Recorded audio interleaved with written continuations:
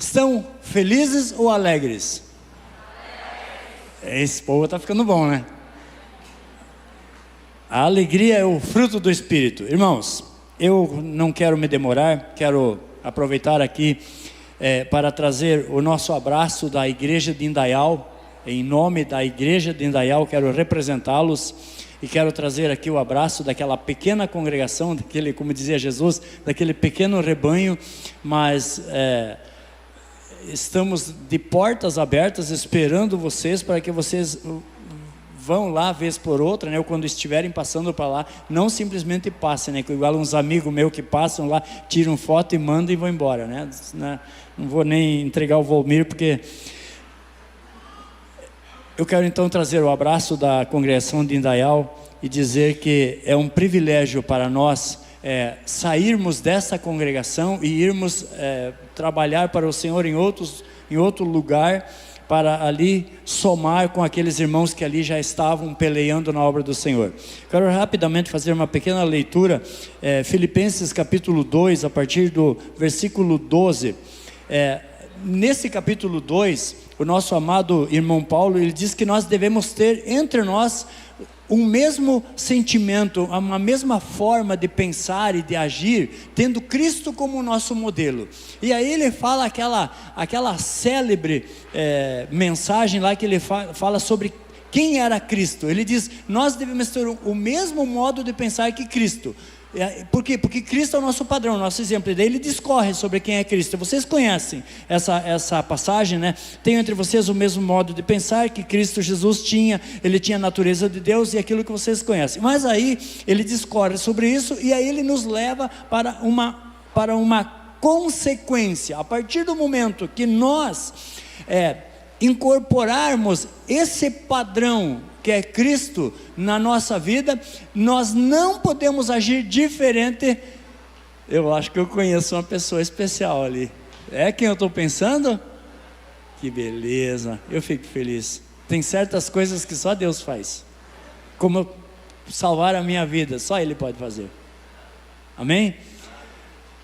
Então, depois que nós incorporarmos o padrão de Cristo na nossa vida, nós não podemos agir diferente e viver diferente do que aquilo que a consequência disso Filipenses capítulo 2, versículo 12, ele diz assim: portanto, meus queridos amigos, vocês que me obedeceram sempre quando eu estava aí, devem me obedecer muito mais agora que estou ausente, e continuem. Olha só, olha que o present continuous do inglês, tempo incessante, sem parar, nunca parem, continuem trabalhando com respeito e temor a Deus para completar a salvação de vocês. Eu não vou entrar em doutrina aqui, que isso o Juca faz muito bem, melhor que eu, diga-se de passagem, né? Ele diz assim: para completar a salvação de vocês. Peraí, mas eu não sou salvo? Isso o Juca vai falar para vocês depois, ele já deve ter falado.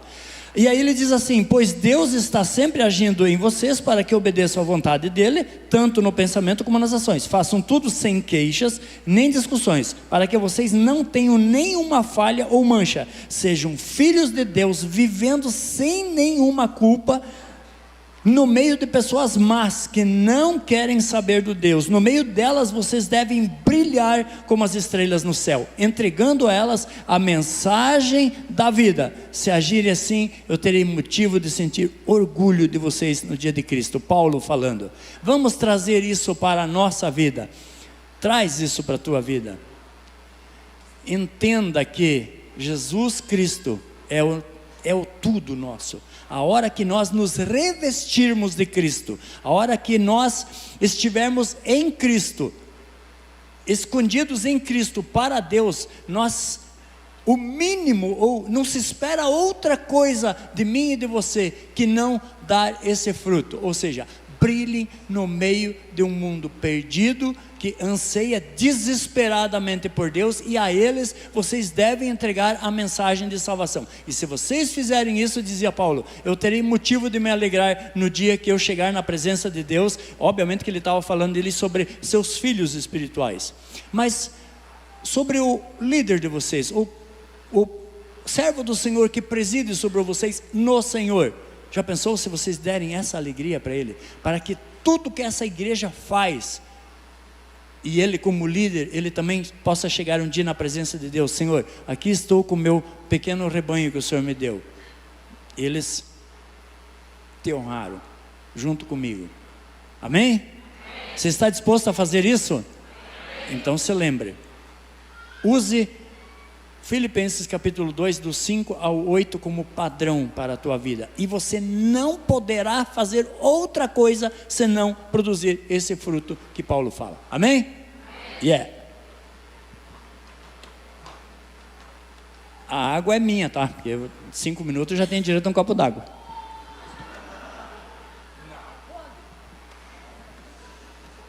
Rapaz, a gente cada vez conhece mais pessoas. Eu achei que eu conhecia o Sagave profundamente, mas hoje ele fez umas revelações, hoje pela manhã, que me encheu de alegria, me deu munição aí para nós nos divertir muito tempo, né? E foi ele que revelou, não fui eu que fui buscar, nada disso, né? Mas graças a Deus pela vida do Sagave, está fazendo um belíssimo trabalho junto com a Lisete, lá em Indaial, e estruturando a igreja de Cristo. Estamos vendo já um crescimento lá naquele lugar, e com certeza a semeadura vai começar a frutificar em breve, e teremos grande colheita de frutos naquela cidade. Amém, meus queridos? Vamos ler a palavra de Deus, por gentileza. Queiram abrir a mesma, Evangelho de Mateus, capítulo 5. Mateus, capítulo 5. Vamos falar um pouco sobre o nosso mestre, o modus operandi que o pastor trabalha na igreja, o nosso Senhor Jesus Cristo. Diz assim, capítulo 5 de Mateus, para quem estuda a Bíblia, sabe que estamos falando sobre o Sermão do Monte. Diz assim: vendo Jesus as multidões, subiu ao monte, e como se assentasse, aproximaram-se dele os seus discípulos, e ele passou a ensiná-los, dizendo: bem-aventurados os humildes de espírito, porque deles é o reino dos céus. Bem-aventurados os que choram, porque serão consolados. Bem-aventurados os mansos, porque herdarão a terra. Bem-aventurados os que têm fome e sede de justiça, porque serão fartos.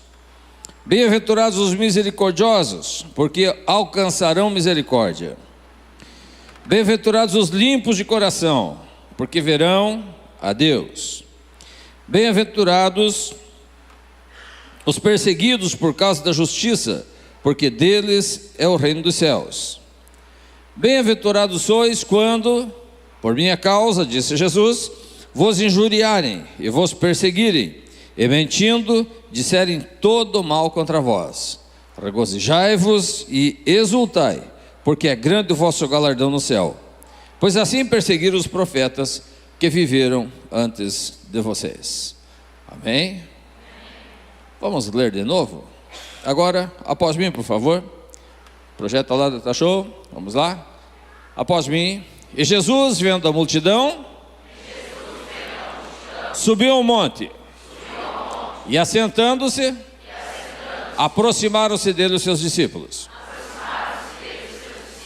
E começando a falar, os ensinava, dizendo: bem-aventurados os pobres de espírito, porque deles é o reino dos céus. Bem-aventurados os que choram, porque eles serão consolados. Bem-aventurados os mansos, porque eles herdarão a terra. Bem-aventurados os que têm fome e sede de justiça, porque eles serão fartos. Bem-aventurados os misericordiosos, porque eles alcançarão misericórdia. Bem-aventurados os limpos de coração, porque eles verão a Deus. Bem-aventurados os pacificadores, porque eles serão chamados filhos de Deus. Bem-aventurados os que sofrem perseguição por causa da justiça, porque deles é o reino dos céus. Bem-aventurados sois vós, quando vos injuriarem e perseguirem e mentindo disserem todo o mal contra vós por minha causa. Exultai e alegrai-vos, porque é grande o vosso galardão nos céus. Porque assim perseguiram os profetas que foram antes de vós. Amém? Entenderam essa bem-aventurança? A quem Jesus falava quando proferiu essas bem-aventuranças? Aos discípulos só? Vejam bem que Jesus, aqui ele falou a um grupo de pessoas, especialmente os seus discípulos. Ele estava com milhares de pessoas o seguindo. As pessoas gostavam de estar com Jesus. A figura de Jesus era uma figura agradável. Era uma pessoa que todos queriam estar por perto. Ele tinha algumas qualidades que o diferenciavam dos demais. Ele tinha alguns atributos, algum poder que fazia com que as pessoas viessem a ele. Ele curava os enfermos. Chegavam pessoas que estavam desenganadas há muito tempo pela medicina, sofrendo, com enfermidades incuráveis, e Jesus com uma palavra os curava.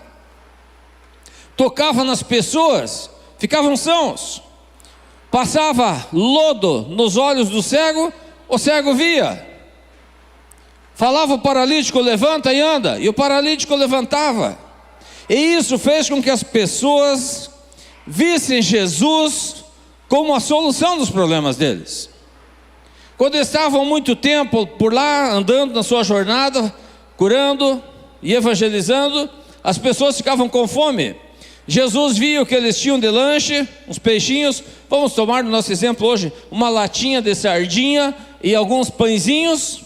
E Jesus servia milhares de pessoas com aquele lanche dos meninos. E as pessoas olhavam para Jesus e falavam: é isso, encontrei alguém que eu possa seguir. Encontrei quem eu procurava. Porque Jesus era especial. Jesus supria as necessidades.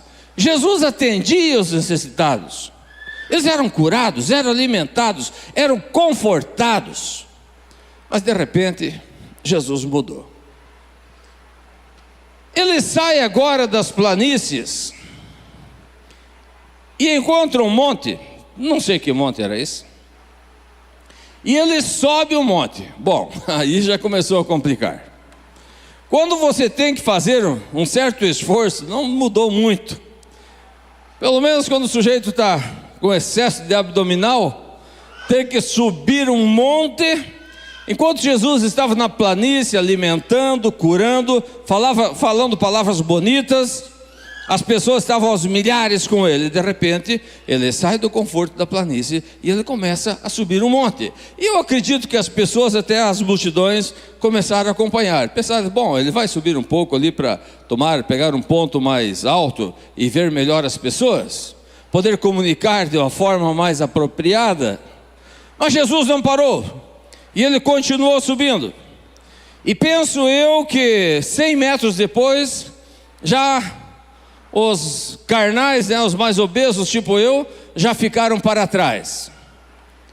E Jesus foi a 200 metros. E aí já os que têm tornozelo, tem gota, tem outros problemas de articulação, já foram ficando para trás. E Jesus não parou, e ele continuou a subida. E quando chegou no topo do monte, ele olhou, e quem estava lá? Os discípulos. Oh, como é bom lidar com o discípulo. O discípulo está aos pés do mestre. O discípulo não tem dificuldade. Discípulo não tem tempo ruim. É subindo o morro, é no mar da Galileia, é na planície, é no vale, onde estiver, o discípulo está ali. Ele está aos pés do seu Senhor. Ele não abandona o seu Senhor. E diferente do que aconteça, o discípulo está ali. E agora Jesus começa a ensiná-los. Olha só, como é importante nós estarmos aos pés do mestre. Aqueles que suportaram as agruras da subida da montanha, agora puderam ouvir os ensinamentos de Jesus. E os ensinamentos de Jesus aqui, ele trouxe de uma forma geral. E eu quero abordar dois tipos de ensinamento que Jesus trouxe. Um de uma forma geral para todos os discípulos, e outro que também serve para todos, mas foi de uma forma particular, uma forma especial. E Jesus, nesse sermão que ele trouxe no capítulo 5 de Mateus, ele fez uma ênfase àqueles que haviam de herdar o reino de Deus. E ele diz que todos os cristãos recebem ou receberão futuramente uma bênção universal, que é a herança do reino dos céus. Essa é a herança que aguarda os salvos na glória, a herança do reino dos céus. Então, preste atenção. Você que busca talvez alguma recompensa aqui na terra pelo teu esforço, pelo teu trabalho, a herança que aguarda os filhos de Deus é a herança do reino dos céus. Enquanto existe uma promessa vigorosa para Israel quanto a esse mundo, para a igreja de Cristo existe uma promessa gloriosa, que nós não haveremos de herdar somente a terra, mas o reino dos céus. E nós aguardamos essa glória futura. E Jesus começa então a trabalhar. Vejam bem, primeiro, quando ele fala das bem-aventuranças, ele parte para o versículo 1, e ele diz: Jesus, vendo as multidões, subiu ao monte, e como se assentasse, aproximaram-se os seus discípulos, e ele passou a ensiná-los. O versículo 3 diz: bem-aventurados os humildes de espírito, porque deles é o reino dos céus. Então ele falou em herdar o reino dos céus, receber conforto, herdar a terra, ser saciado, receber misericórdia, ver a Deus, ser chamado filho de Deus e herdar o reino dos céus. Uma repetição da primeira promessa. Jesus também ele descreveu nesse texto algumas qualidades para aqueles que hão de herdar o reino dos céus. Ele diz que os que hão de herdar o reino dos céus precisam ser pobres de espírito, os que choram, os humildes, os que têm fome e sede de justiça, os misericordiosos, os puros de coração, os pacificadores e os perseguidos por causa da justiça. Claramente, as bem-aventuranças descrevem os traços de caráter dos verdadeiros seguidores de Jesus, numera suas características, e Jesus lhes assegura que seriam bem-aventurados e salvos, e que um dia entrariam no céu.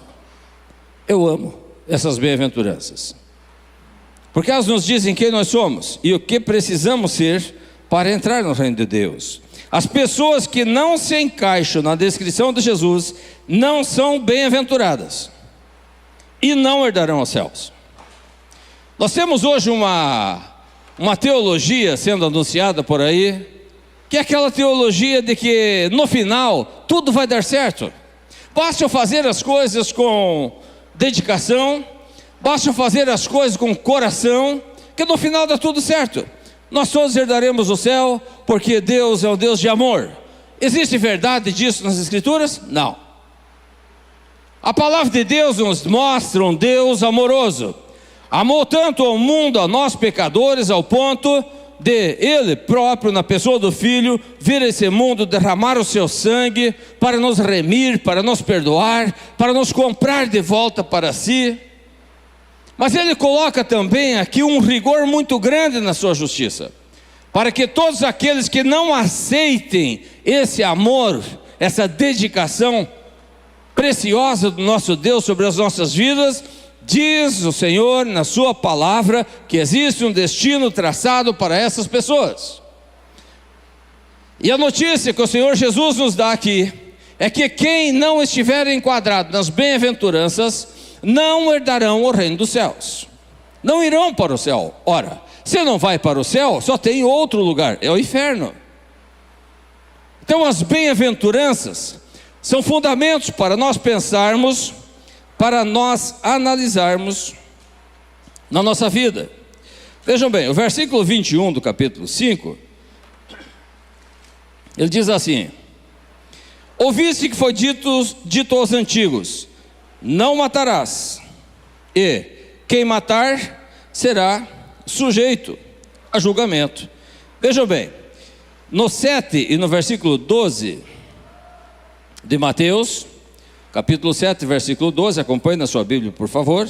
Diz assim: tudo, pois, quanto quereis que os homens vos façam, assim fazei-o vós também a eles, porque esta é a lei e os profetas. O que o nosso Senhor Jesus está nos dizendo aqui é que se nós não formos mais santos, mais dedicados a Deus do que eram os escribas e os fariseus na época de Jesus, nós não entraremos no reino dos céus.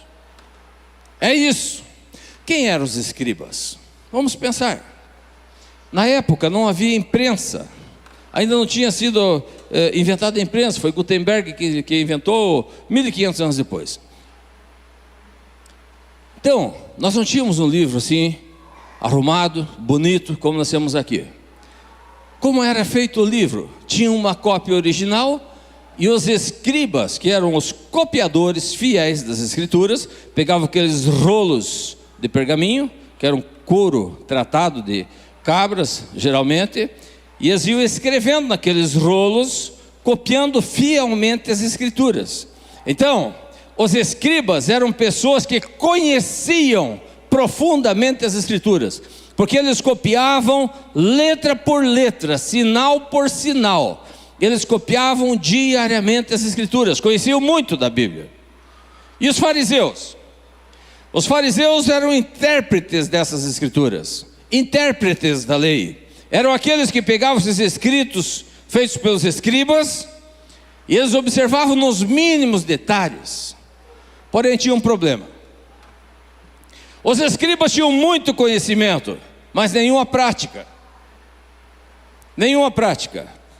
Os fariseus, eles tinham muita prática, mas da letra da lei, mas não tinham o espírito da lei. Eles não conseguiam entender, não deixavam o Espírito Santo de Deus trazer a eles o entendimento da palavra. E aqui existem duas coisas que eu quero partilhar com vocês. Vou à lousa. Nós precisamos entender isso que os escribas e os fariseus não podiam, não conseguiam entender. E ali, Jesus disse o seguinte: se a justiça de vocês não exceder a justiça dos escribas e fariseus, de maneira nenhuma vocês herdarão o reino dos céus. Vejam bem, a revelação, ela acontece, a revelação de Deus, ela acontece de duas formas. Primeiro, pelo Logos. O Logos, ele nada mais é do que a palavra de Deus, a Bíblia. Quando você abre a palavra de Deus e você lê as Escrituras Sagradas, você está entrando em contato com o Logos, a palavra, o que está escrito. Quando Jesus confrontou Satanás, ou foi confrontado por Satanás no deserto, a arma que Jesus usou para derrotar o tentador foi o Logos. Quando Satanás disse: transforma essa pedra em pão, Jesus disse: está escrito. Olha o Logos em ação: nem só de pão viverá o homem. Quando Satanás disse: lança-te daqui abaixo, porque está escrito, ele usou o Logos. Jesus usou o Logos novamente e disse: é verdade, está escrito. Mas também está escrito: não tentarás o Senhor teu Deus. Quando Satanás mostrou os reinos do mundo, disse: tudo isso te darei. Jesus novamente usou o Logos e disse: vai-te, Satanás, porque está escrito: somente o teu Deus adorarás, e somente a Ele prestarás culto. O Logos divino, a palavra do Senhor. Se nós não conhecermos o Logos, nós estaremos perdidos, não teremos armas para nos defender e para atacar o nosso adversário. Por isso a palavra de Deus é a arma que o Senhor nos deixou. E Paulo diz: revesti-vos de toda a armadura de Deus. E uma das armas que Deus coloca ao nosso dispor é a espada do Espírito, que é a palavra de Deus, o Logos divino. Quando nós temos o Logos, nós temos a revelação de Deus escrita. Então veja bem, os fariseus, eles tinham o Logos, eles conheciam a palavra, eles pegavam os escritos dos escribas, a lei, os profetas, e eles observavam aqueles escritos à risca. Porém, faltava-lhes uma coisa. Existe uma outra forma de revelação: o Logos, e tem o Rema. O Rema é o seguinte, é isso que Jesus dizia. Quando ele chegou para os fariseus, ele disse que os fariseus se julgavam mais importantes que os demais, porque eles observaram nas mínimas coisas o Logos. E Jesus disse para eles: vocês, fariseus, vocês observam com minúcias o Logos, de tal forma que vocês chegam a dizimar coisas insignificantes, como por exemplo, vamos somar para os nossos dias, sabe aquele potinho de temperinho que as irmãs têm lá na cozinha, na janela, para pegar uma salsinha, uma cebolinha? Eles dizimavam até aquilo. E Jesus disse: vocês dizimam da hortelã, sabe aquele pezinho de hortelã no vasinho, fazer um chazinho? Eles eram tão observadores do Logos, que eles dizimavam até aquilo, e eles se vangloriavam por isso. Eles chamavam os holofotes para si por isso. E Jesus disse: fariseus, vocês são como sepulcros caiados. Vocês dizimam a hortelã, o endro, o cominho, os temperinhos da cozinha, vocês dizimam, mas vocês negligenciam o mais importante da lei: a justiça, a misericórdia e o amor. Vocês devem fazer essas coisas, dizimar essas coisas pequenas, mas não negligenciem o que é importante. Agora vejam bem aqui, o que é o endro, o cominho, e qual é a outra? A hortelã. A hortelã é o Logos. Agora, onde é que está o Rema? A justiça, a misericórdia e o amor. Ou seja, vamos explicar para vocês o que é o Rema. Você lê o Salmo 23, que diz lá: o Senhor é o meu pastor. E, vamos lá, o Senhor é o meu pastor, e nada me faltará. Aí você lê, vocês recitaram Logos. Agora vocês vão para a palavra de Deus, dobra o joelho e diz: Espírito Santo, o que isso quer dizer? Como eu posso me alimentar com essa palavra? Como essa palavra pode me satisfazer? E você que está com aquela dificuldade, você vai sentir o pastor, que é Jesus, te conduzindo a pastos verdejantes, a fontes de águas tranquilas, acalmando a tua alma, satisfazendo a tua necessidade. Você recebeu aqui um rema de Deus. E o que Jesus disse é exatamente isso. Ele disse: a justiça de vocês não exceder a justiça dos fariseus. Ou seja, se vocês forem observadores superficiais da lei, de forma alguma entrarão no reino dos céus. Não se iludam. O reino de Deus não se alcança por média. Tem gente que acredita que a vida é uma extensa formação acadêmica, ou de ensino fundamental e médio, que nós estamos cada bimestre fazendo uma prova, passamos por uma prova de Deus, ganhamos uma nota, e no final o Senhor fará um cálculo e tirará a média, e você entrará no céu pela média. Opa, alcancei 5,5, posso entrar no céu. Qual é a média? A média é 7, alcancei 7, vou entrar no céu. Não, meu irmão, no céu não se entra por média. O céu não se merece. O céu é um presente de Deus. E Jesus diz: para entrar no céu, há alguns requisitos. Nós não podemos comprar a graça divina, não podemos comprar o favor divino. Há um pensamento no mundo que diz que todo caminho leva a Deus. Basta nós sermos sinceros naquilo que nós acreditamos. Será que é verdade isso? Fernando, coloque-se em pé, Fernando. Onde é que está o Fernando? Fernando? Saiu? Está fora. Tem algum irmão que é caminhoneiro aí? Levanta a mão. Por favor, coloque-se em pé. Me diz uma coisa.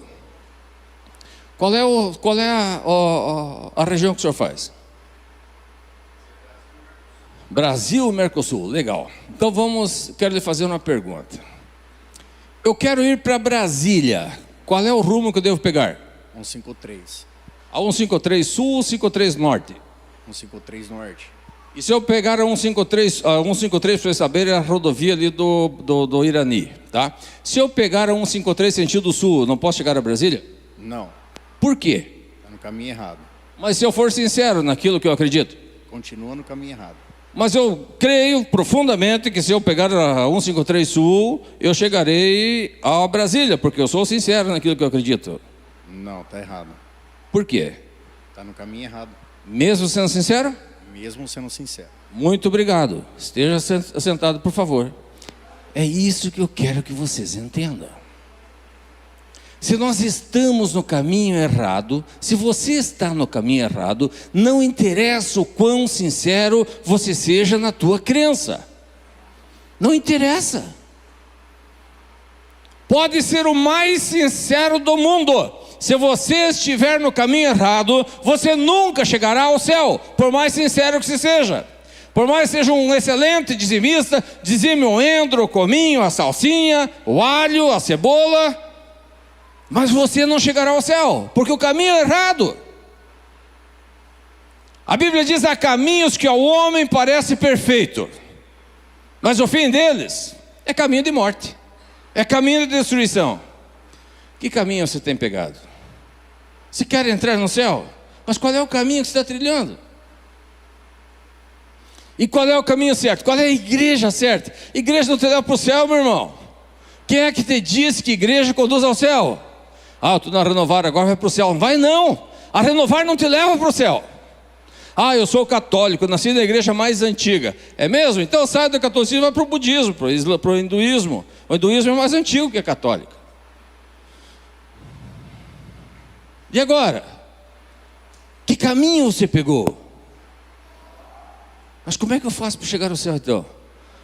Existe um caminho. E a palavra de Deus nos revela. Nosso Senhor Jesus Cristo disse: eu sou o caminho. Eu sou o caminho. E ninguém vem ao Pai a não ser por mim.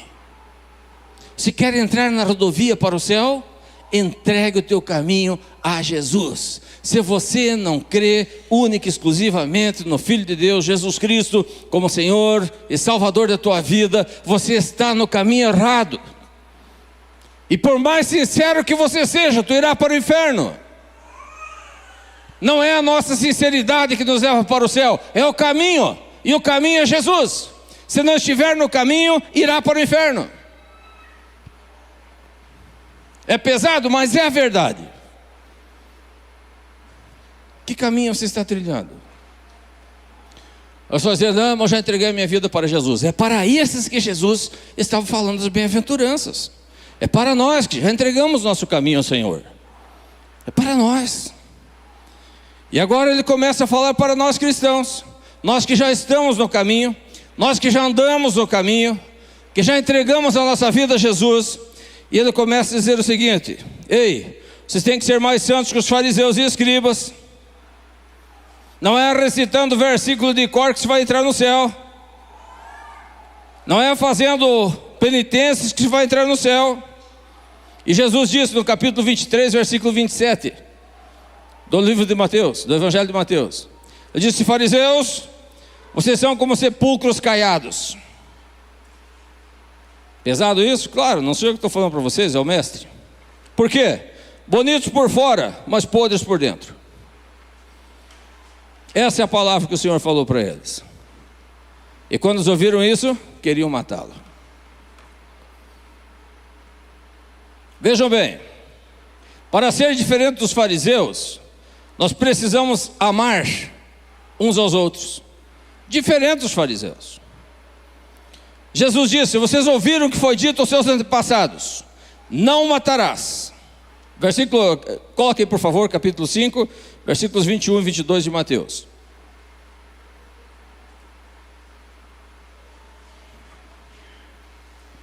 Ouvistes que foi dito aos antigos: não matarás, e quem matar estará sujeito a julgamento. 22. Eu, porém, Jesus falando, disse: eu, porém, vos digo que todo aquele que, sem motivo, se irar contra seu irmão, estará sujeito a julgamento. E quem proferir um insulto a seu irmão, estará sujeito a julgamento do tribunal. E quem lhe chamar tolo, estará sujeito ao inferno de fogo. Olha a essência do evangelho aqui, onde é que está. O que Jesus está falando com isso? O que ele quer dizer com isso? Tem momentos que é impossível nós deixar de nos irar contra alguém. Por isso que lá está escrito, sem motivo. Agora, a Bíblia diz: irem-se, mas não pequem. Irai-vos, mas não pequeis. Quando a ira, é possível às vezes você deixar de se irar contra alguém? É difícil, quase impossível. Tem pessoas que são nojentas, elas te ofendem, e você fica irritado, irado com elas, indignado com elas. Mas aí olha lá que Jesus colocou algumas coisas. Preste atenção no texto. Eu, porém, vos digo que todo aquele que sem motivo se irá contra seu irmão, estará sujeito a julgamento. Volta o texto anterior, por favor, o versículo anterior. Olha o que os fariseus falavam. Jesus falando para os fariseus disse: ouviste que foi dito aos antigos, não matarás, e quem matar estará sujeito a julgamento. Sabe o que os fariseus ensinavam naquela época? Que quem matasse, você não deve matar, porque se você matar, você irá para o Sinédrio. O Sinédrio era o tribunal judeu, o nosso STF de hoje. E os judeus diziam: se você matar, tu irá ao Sinédrio. E Jesus disse: ei, vocês ouviram que foi dito aos antigos, não matarás. 22, por favor. Eu, porém, vos digo, disse Jesus, se alguém se irar contra seu irmão sem motivo, estará sujeito a julgamento. Ou seja, se você se irar, você pode até ser julgado, tá? Pelo tribunal.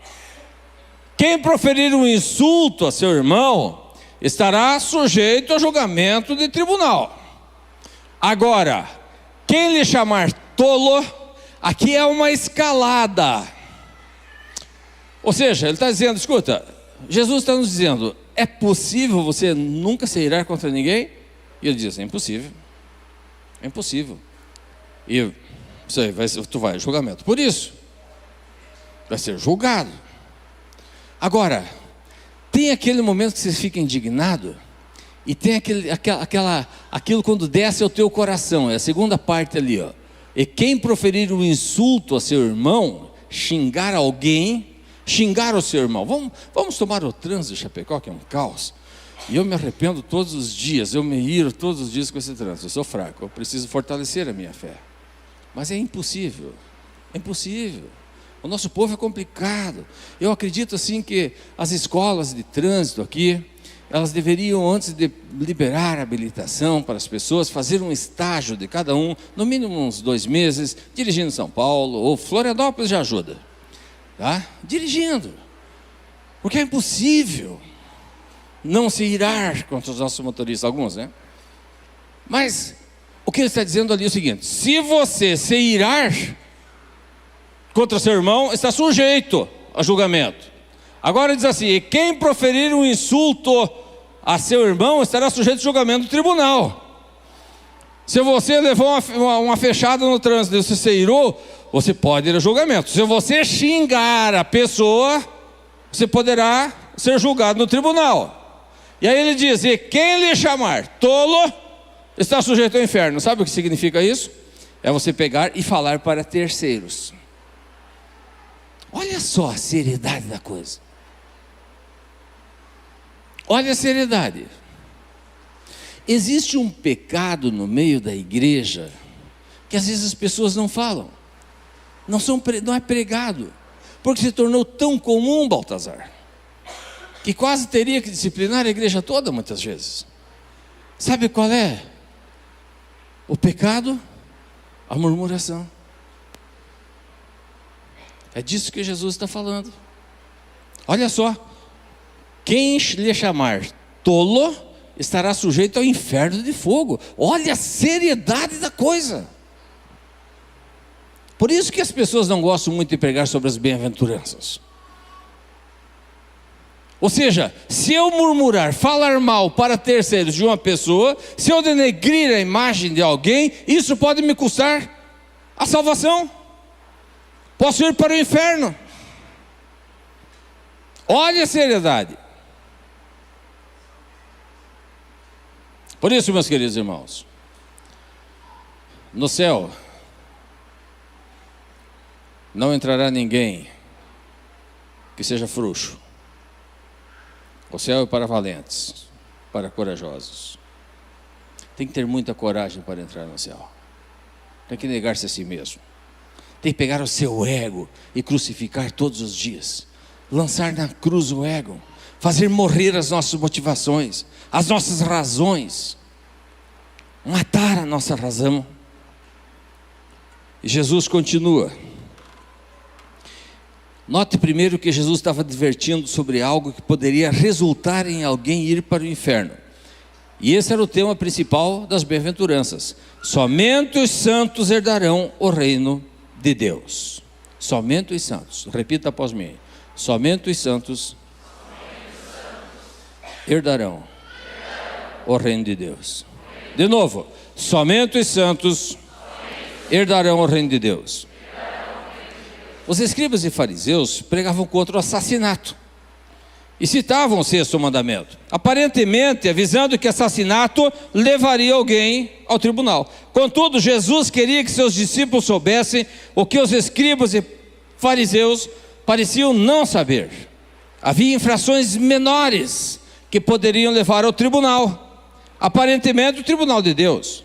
Amar uns aos outros, segundo o maior mandamento, o segundo maior mandamento, é tão importante que quando ficamos com raiva de um irmão, devemos nos considerar culpados do tribunal de Deus.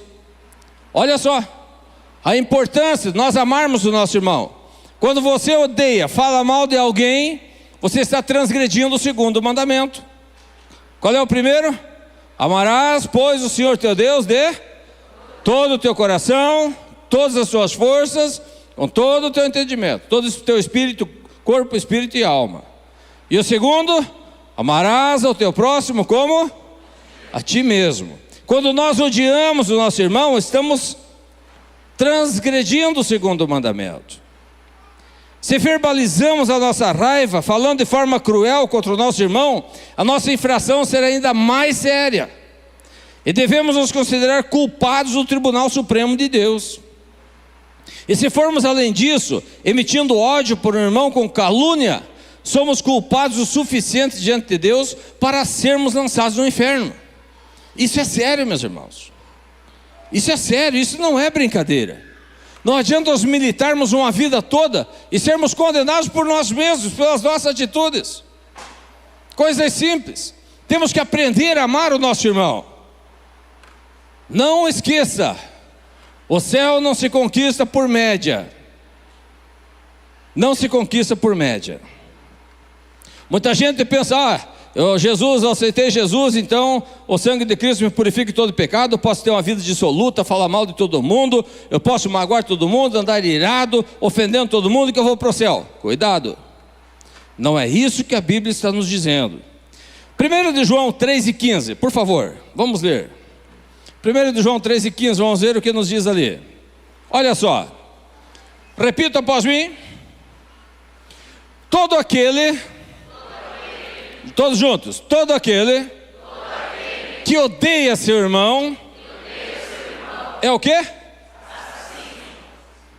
E os assassinos herdarão o reino dos céus? Portanto, eu nunca matei ninguém, será?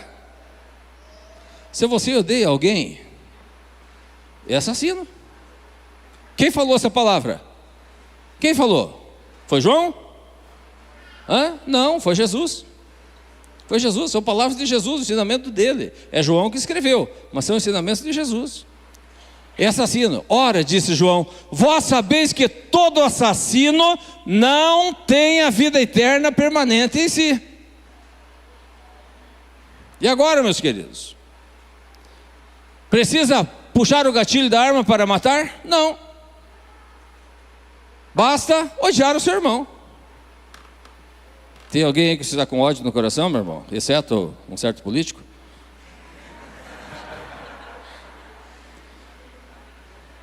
Ele não é nosso irmão, então está tranquilo. Brincadeiras, tá? Brincadeiras, não se escandalize comigo. 1 de João capítulo 4, versículo 20. 1 de João 4 e 20, o que diz ali? Se alguém disser, amo a Deus, e odiar a seu irmão, o que ele é? Os mentirosos entrarão no céu? Não. Os mentirosos não entrarão no céu. Se eu digo que amo a Deus, mas eu odeio meu irmão, estou transgredindo o mandamento. Não matarás. Não mentirás. Pois aquele que não ama seu irmão, a quem vê, não pode amar a Deus, a quem não vê. Simples assim. Como é que está o amor na tua vida, meu querido irmão? Como é que está o amor a Deus? Você está salvo? Jesus continuou, ele diz no capítulo 5, 23 e 24, ele diz assim, se pois ao trazeres ao altar a tua oferta, Jesus aqui está se referindo àquela oferta, o cordeiro que era sacrificado no templo, ele diz, se você trouxer ao templo a tua oferta, e lembrar, que o teu irmão, não é você contra ele, mas que o teu irmão tem alguma coisa contra ti, olha só a situação, se você trouxer o cordeirinho ao altar para ser imolado, e lembrar que o teu irmão tem alguma coisa contra ti, não é que você tenha, você pode não ter nada contra ninguém, mas tem alguém que te odeia, alguém que está magoado contigo, se você lembrar, deixa perante o altar a tua oferta, primeiro vai, reconcilia-te com teu irmão, e então voltando, faze a tua oferta. Olha só, meus queridos, é sério isso, o que Jesus está dizendo? Amem uns aos outros, diferente do que os fariseus fazem. Como é que está o amor na tua vida, meu querido irmão? Irmã? Quantos casados nós temos aí? Levanta a mão. Homens, só homens. Como é que está o amor pela sogra aí? Está firme? Amém? E as irmãs casadas? Levanta a mão, não adianta se esconder não. E o amor pela sogra?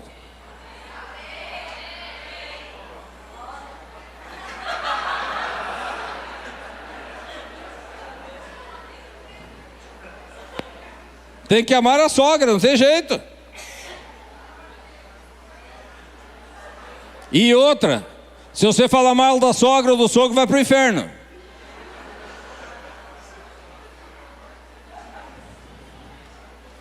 Estão vendo como não é simples a coisa?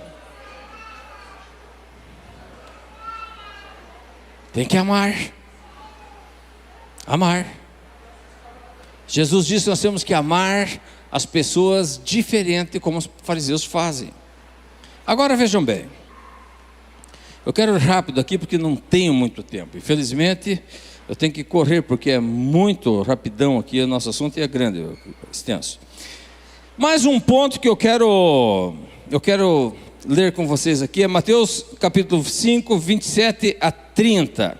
Aí Jesus disse o seguinte: ouviste que foi dito, não adulterarás.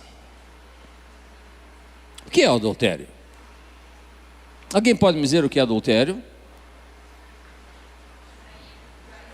Não, traição não. O que é adultério? Relacionamento sexual de casados fora do casamento. Isso é adultério. Ao contrário do relacionamento de solteiros fora do casamento, que isso é prostituição. E aqui Jesus disse: ouvistes que foi dito aos antigos, não adulterarás.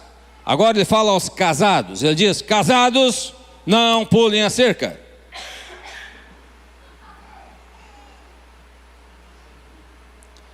não tenham relacionamento fora do casamento. É isso que Jesus está dizendo. Ele disse: ouviste que foi dito isso, tá? E daí ele segue: eu, porém, Jesus falando, vos digo. Olha o que ele disse. O versículo 27, ele está falando de Moisés, da lei de Moisés. Ele diz: ouvistes, discípulos, que foi dito aos antigos: não adulterarás. Eu, porém, Jesus, vos digo: qualquer que olhar para uma mulher com intenção impura, no coração, já adulterou com ela. Homens, e agora, hein?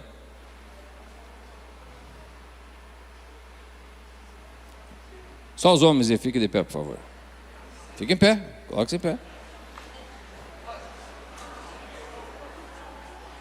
Ah, vocês são homens também, pode ficar em pé.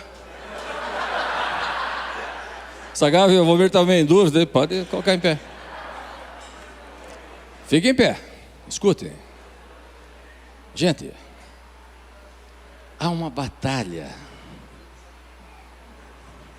A missão nossa é hercúlea, porque o Criador colocou em nós homens um instinto chamado instinto reprodutivo. Se a humanidade dependesse da iniciativa da mulher para a procriação, a humanidade já estaria extinta, há muito tempo. As mulheres concordam comigo? Amém ou não? É verdade. Então o Senhor colocou em nós homens um instinto reprodutivo. A iniciativa pela reprodução, geralmente, na maioria das vezes, não é regra, mas na maioria das vezes parte do homem.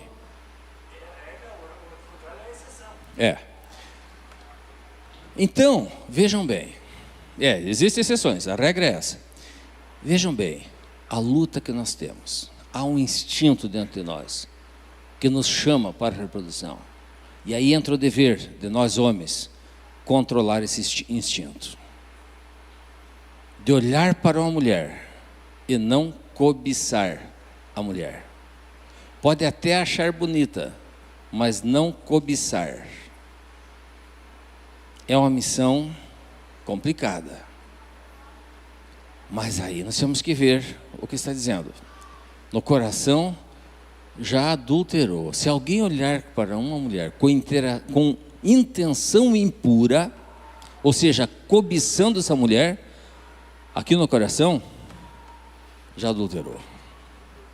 Até aí, tranquilo. Mas aí nós vamos para o Apocalipse, capítulo 21 e 22, quando fala sobre a cidade santa. Não precisa abrir a Bíblia. E lá diz que de fora da cidade santa ficarão os adúlteros. Meu Deus. Olhe a luta que nós temos. Por isso nós precisamos, homens, estar em oração, sempre vigiando diante de Deus, para termos intenções puras no nosso coração. Você pode olhar para uma mulher e pode até apreciar a beleza, mas não cobiçar no teu coração. Não viajar. Isso pode custar o céu para você, para nós. Pode custar o céu para nós. Então fique esperto. Se ligue. Controle esse teu instinto. Controle-se.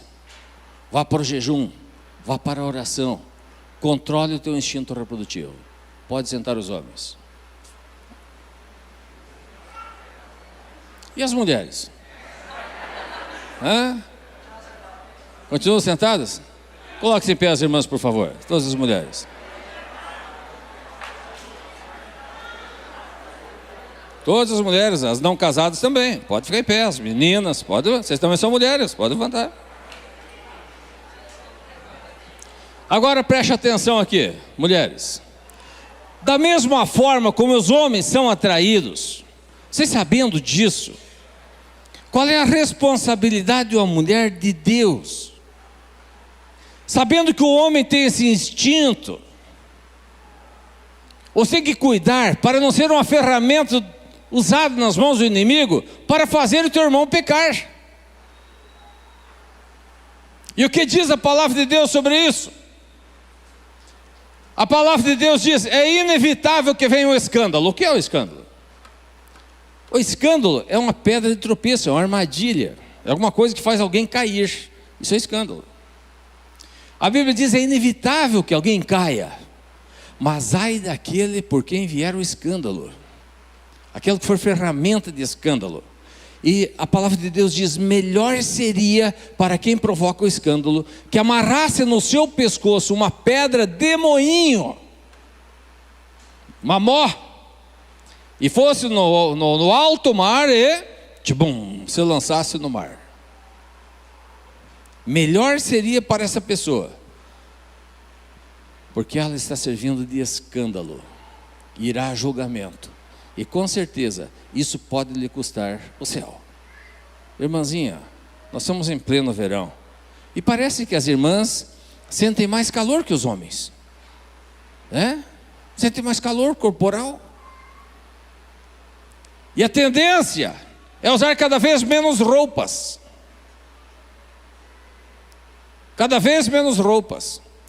Lembre-se, vista com pudor, vista com modéstia, como Paulo orienta as igrejas. Ele diz às irmãs: não tenham nos seus vestidos, nos seus enfeites, nos seus frisos de cabelo, a sua beleza, mas sim num espírito manso, um espírito reto, se ataviem espiritualmente como as santas mulheres de Deus. Em outras palavras, vistam-se com decência, vistam-se com pureza, não sejam ferramentas, sabendo que os homens têm um instinto, que são atraídos pelo olhar, não seja instrumento de pecado. É isso que a Bíblia está falando. Sente-se, por favor. Muito obrigado pela compreensão e o carinho. Olhem a seriedade da situação que o Senhor nos coloca. E daí ele diz assim: olha, vai ao extremo. Claro que isso, eu não quero nenhum homem arrancando o olho, pelo amor de Deus, não façam isso. Mas olha o que Jesus disse, versículo 29, tá? Se o teu olho direito te faz tropeçar, arranca-o e lança fora de ti, pois te convém que se perca um dos teus membros e não seja todo o teu corpo lançado no inferno. Obviamente que é uma linguagem figurada. O fato de arrancar um olho não vai te salvar. Isso aqui é uma linguagem figurada. Está dizendo que você tem que mortificar isso, tem que trabalhar o teu coração, que arrancar de ti esse ímpeto pecaminoso. É isso que tem que tirar. Tem que mortificar as obras da carne. E o 30, se a tua mão direita te faz tropeçar, corta e lança de ti. Ou seja, tira de ti o fruto do pecado. Arranca de ti, não está dizendo que tem que cortar a mão e arrancar o olho, não é nada disso. Agora é se afastar daquilo que te faz pecar, se afastar daquilo que te leva ao pecado. É isso que a palavra de Deus está falando, é isso que Jesus está dizendo. Pois te convém que se perca um dos seus membros e não vá todo o teu corpo para o inferno. Amém, meus queridos? Então, ame o seu irmão incondicionalmente e sejam puros no seu relacionamento sexual. Sexo é uma bênção no casamento. Fora do casamento é maldição, é pecado, ponto final. Não importa a intenção. É por amor, é tudo. Vai ter muita gente no inferno por amor. Versículo 33 a 37 diz assim: também ouviste, do capítulo 5, também ouviste que foi dito aos antigos: não jurarás falso, mas cumprirás rigorosamente para com o Senhor os teus juramentos. Eu, porém, vos digo: de modo algum jureis, nem pelo céu, nem por ser o trono de Deus, e nem pela terra, por ser o escabelo, o estrado dos seus pés, nem por Jerusalém, por ser cidade do grande rei, nem jures pela tua cabeça, porque não podes tornar um cabelo branco ou preto. Seja, porém, a tua palavra sim, sim, e não, não. E o que disso passar, vem do maligno. Meus amados, como é que está a questão do caráter aí? Do caráter cristão. Você é fiel nos seus tratos? Eu tenho uma pessoa que eu me espelho muito nisso, é um tio meu. Hoje ele está já aposentado, não trabalha mais, mas ele era construtor. E eu sempre me espelhei muito. Meu tio foi um exemplo para a minha vida, homem de palavra. Só que ele era péssimo nos negócios, ele não fazia negócio muito bom não. Ele chegava, contratava uma casa para fazer, e ele dava todo o material para fazer, casa pronta, chave na mão. Só que naquele período de inflação, da década de 80, 90, ele não considerava a inflação. E quando chegava no fim, o dinheiro que ele recebia não dava para fazer a casa. E eu vi, muitas vezes, ele vender o seu patrimônio para cumprir aquilo que ele contratou. Se desfazer dos seus bens para manter a integridade da sua palavra. O cristão é uma pessoa de palavra. Tem que ser homem de palavra, mulher de palavra. Você jurou um dia diante do altar viver com essa mulher que está contigo até que a morte o separe. Viva! Você jurou viver com esse homem até que a morte o separe. Aguenta o tranco. Você fez um negócio, honre o negócio que você fez. Honre a tua palavra. Você assinou um contrato de trabalho na empresa para trabalhar 8 horas por dia em troco de um salário. Então, trabalhe 8 horas por dia, seja de palavra. O patrão espera que você traga rendimento para ele, não prejuízo. Tenha palavra. É para trabalhar 8 horas, não é para trabalhar 7h30. Você está doente, está com atestado médico, amém, vai te curar. Mas se sarou, volte ao trabalho. O patrão te despediu, vá para o seguro-desemprego. Mas não force um acerto de contas para você ficar no seguro-desemprego para usufruir do dinheiro do governo. Isso é imoral. Estão vendo quando digo para vocês que para ir para o céu é só para quem tem muita coragem? O céu não é para qualquer um, não. Por isso Jesus disse, estreita é a porta e apertado o caminho que conduz à vida eterna. E são muitos que entram por ela? Poucos que acertam por ela. Poucos. Que caminho você tem andado, meu irmão? Caminho da integridade?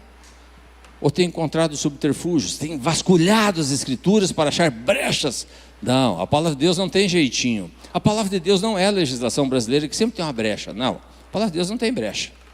Não existe brecha. Ou você se enquadra no caminho que é Jesus, ou você está fora do céu. Não tem outro jeito. A escolha é nossa. O que vamos escolher? Agora vejam bem. Aí Jesus fala mais coisas, fala sobre outros assuntos, que eu não quero entrar por questão de tempo. Mas em outra ocasião, agora mudando o texto, o evangelista agora é Lucas. No capítulo 13, eu quero partir para o encerramento com esses textos. No capítulo 13, versículo 6, versículo 6 a 9. Agora ele entra num ponto mais, ele deixa um pouco de lado as questões plurais. Ele deixa agora de fazer o paralelo com a lei mosaica, deixa de falar com os judeus, e ele passa agora a falar com a igreja. E agora ele traz um ensinamento para nós, que abraçamos a Cristo, que aceitamos os ensinamentos, que estamos no caminho. E ele coloca mais um fator que pode nos tirar do céu. Vamos ler. 13, 6 a 9. Então Jesus proferiu a seguinte parábola. Parábola, figura de linguagem para nós entendermos. Então, vamos ler. Certo homem tinha uma figueira plantada na sua vinha. E vindo procurar fruto nela, não achou. E foi e disse ao viticultor, fazem 3 anos que veio procurar fruto nessa figueira, e não encontro. Então, corte essa figueira fora. Para que está ela ainda ocupando inutilmente o lugar na videira? O viticultor, porém, respondeu: Senhor, me dá mais uma chance. Deixa eu trabalhar ainda essa figueira este ano. Eu vou escavar ao redor dela, e eu vou colocar adubo, vou colocar estrume ao redor dela, adubo orgânico ao redor dela. E se ela der fruto, deixamos ela. Se ela não der fruto, aí tu, o ano que vem, mandas cortá-la. Tem sequência? É até ali. O que Jesus está nos ensinando aqui agora é sobre nós que aceitamos o caminho, abraçamos Jesus, vivemos o cristianismo, porém, mesmo estando no caminho, tem algo que pode nos tirar do céu. O que é? A esterilidade espiritual. A esterilidade. O que é isso? Mulher estéril é aquela que não pode gerar filhos. Assim como tem também homem estéril, que não pode gerar filhos. A pessoa estéril não gera filhos. E essa parábola da figueira está falando de esterilidade. Pessoa que não gera filhos. E isso pode levar a ser cortada, tirado fora, perder o céu. O que significa isso? Vejam bem, Baltazar, vem aqui por favor, sobe aqui. O Baltazar, ele é um presente que Deus nos deu aqui, ele veio da Venezuela, e é um grande cooperador nosso aqui, nosso irmão em Cristo. Ele está há pouco tempo no Brasil, mas tem sido uma bênção para nós aqui na Renovar. E eu acredito que Deus tem enviado ele para cá, e nada acontece sem razão, tudo tem uma razão de ser, e Deus tem, junto com os demais irmãos venezuelanos que estão aqui, que congregam conosco, tem um grande projeto de Deus na vida deles aí. Mas vejam bem, o Baltazar está há quanto tempo em Chapecó, Baltazar? 2 anos. 2 anos, muito bem. Veio você e quem? Minha esposa, meus filhos e a família da minha esposa. E quantas pessoas? 12 pessoas mais ou menos. 12 pessoas, em torno de 12 pessoas. Aqui no Brasil, você já conheceu alguém venezuelano ou brasileiro, já fez amizade com pessoas aqui, fora da igreja? Sim. Vejam bem, gente, olha a importância que eu quero dizer para vocês aqui, ó. O Baltazar foi mandado para Chapecó, não é por questão financeira. O Senhor mandou ele para cá para que ele frutifique. A expectativa de Deus para a vida do Baltazar é frutificação nesse local. Agora vejam bem, ele conhece aqui em torno de 12 pessoas que vieram com ele da Venezuela, mas eu sei que tem mais pessoas. Eu não faço ideia quem sejam essas pessoas. Alguém de vocês conhece quem são os amigos que o Baltazar ganhou aqui em Chapecó? Fora a família dele, alguém sabe os amigos dele? Alguém sabe? Pode levantar a mão? Não sabe. Algum ali conhece todos? Não, né? Não conhece. Então as pessoas não sabem. Olha só, fica aqui, Baltazar. Quando o Senhor fala também da parábola dos talentos, talentos são valores, valores. Algo que o Senhor coloca na nossa mão dos seus tesouros. Talento é uma unidade de valor. Qual é a unidade de valor maior para Deus aqui nesse mundo? A Bíblia diz que são as almas, as pessoas. Uma alma vale mais do que o mundo todo. E o Senhor colocou talentos na vida do Baltazar. Ele é uma figueira plantada nesse lugar. E o Senhor espera, Baltazar, que você frutifique, assim como cada um de nós temos que frutificar. E como vamos frutificar?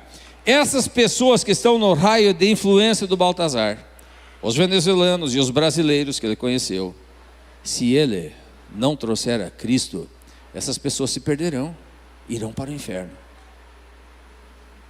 E o Baltazar será a figueira infrutífera. Muito obrigado, Baltazar. Deus te abençoe.